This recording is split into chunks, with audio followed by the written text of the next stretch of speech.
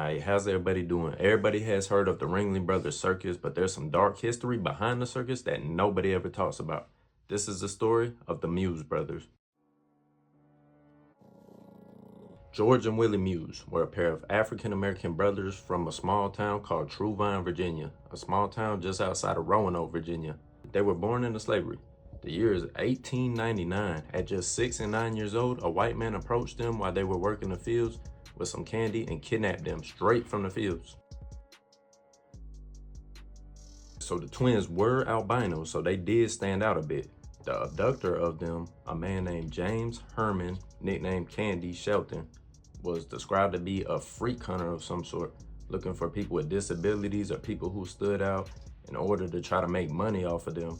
And to be honest, there is no telling what kind of horror these kids faced while they were forced into a life in the circus. They actually renamed them Eko and Iko while they were in the circus. They described them as sheep-headed cannibals from Ecuador.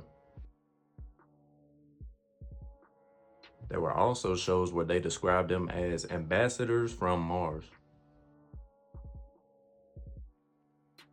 So to me, it sounds like they were a bit degrading towards them, and there's no telling what kind of stuff they put them boys through.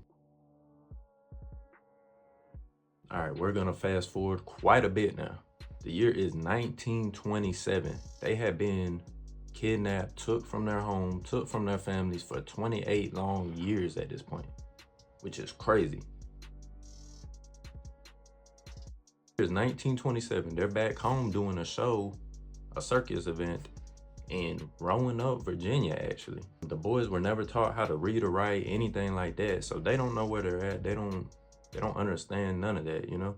They might recognize like some of the like scenery and stuff, but they don't understand they're back home. So they were up there doing a show, playing the banjo, singing and whatnot. And then they recognized a neighbor in which they grew up with when they were younger. Her name was Miss Leslie. So, you know, they hollered at her, "Hey, Miss Leslie." And I guess Miss Leslie got a hold of their mom and actually found them. They came in there. It was a whole big ordeal with the police, all that. It got crazy. The woman actually got her way, surprisingly, because way back then there was segregation, all that, which is crazy. But she left with her sons. So the brothers actually returned to the circus just 1 year later on their own in 1928. I'm assuming they did it just to get out of slavery, but who knows? George passed away in 1971 at the age of 80 years old, while Willie lived to be 108 years old and passed away in 2001. Now, there is a book on all of this. It is called Truevine by Beth Macy. I haven't read the book personally, but you know, I need to look into it, or somebody need to make a show on this, because this is absolutely crazy to me.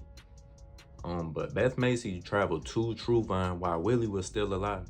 He was 102 years old at the time. His grandniece was taking care of him. Beth Macy sat down and talked to Willie, got some of his stories, got some of the niece's stories, and put them all together, and boom, that's what we had today. I mean, to me, this is just a mind-blowing subject, man. That is the dark history of the Ringling brothers. So let me know y'all's thoughts in the comments. Go ahead, hit that like, go ahead, hit that subscribe. If y'all like these dark stories and want to know more of them, shoot, let me know in the comments too. Peace.